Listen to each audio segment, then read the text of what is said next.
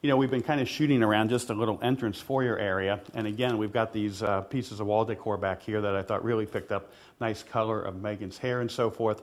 So I thought, well, we just do some really nice angular kinds of, you know, 3/4 length poses of her against those pieces of wall decor. Now, what I've done here is beforehand, I took the louvers in the dining room and I actually closed them so that we didn't have any of that light coming in here for some of those other images. But in this case here, we've actually had everybody open the louvers to see if I could get any direction of light coming on her face. And I see a little bit coming in, not too much, but a little. So we're going to take a couple of these without flash, and then we're going to bring in my umbrella and see if it how it looks without or with and without. We've got beautiful positioning of her hands, just magnificent positioning of her hands. We have her right hand coming down, just gracefully wrapping around the bouquet, and we have the left hand coming out with fingers extended, kind of catching the petals that way too. So back here again, I'm going to actually drop her in what I call the right quadrant of my bottom right quadrant of my viewfinder here. Imagine that your viewfinder is cut on a horizontal center and a vertical center. You'll have 4 quadrants. I think it works best when we try to put our subjects in one of those quadrants. And I think this is a pretty nice image we got coming in here.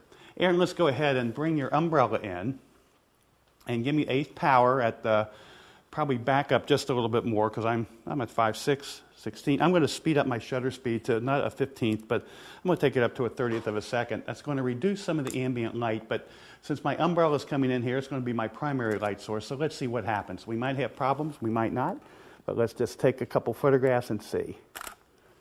It's awful pretty. Let's do another one here, and again. We have just gorgeous lighting on her face. The ratio seems a little hot to me. That's about a 4-to-1 ratio.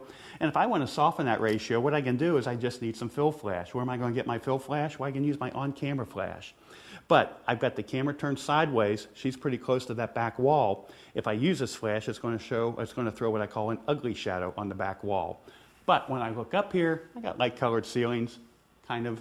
I'm just going to take my on-camera flash, turn it on, and I'm just going to let it be at 0 right now because I think I'll get enough light fall off here, but I think this may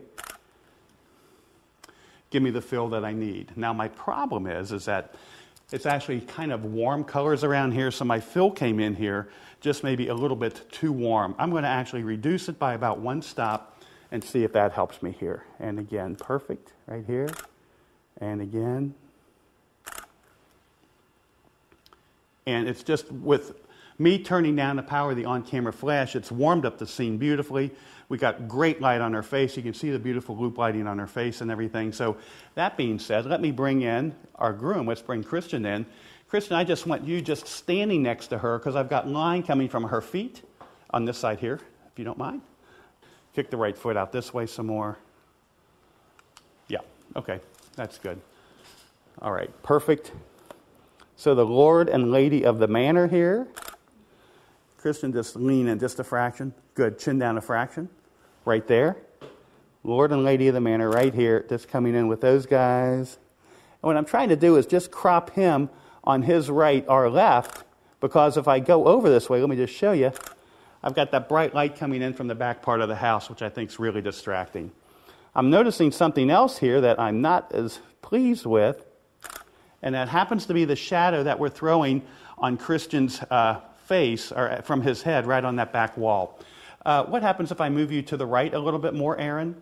It'll add a little bit more severity of the light on her face, but it may make the shadow on his head just scoot by the wall. And that actually did pretty well.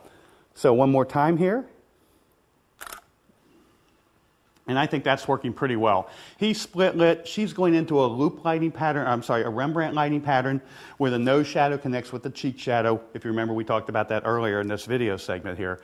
But I still think it makes a really pretty photograph. What happens if you lean into him just a little bit more? Now turn your head away from me a little bit more. And back to me again. Okay, chin down just a bit, Christian. And again.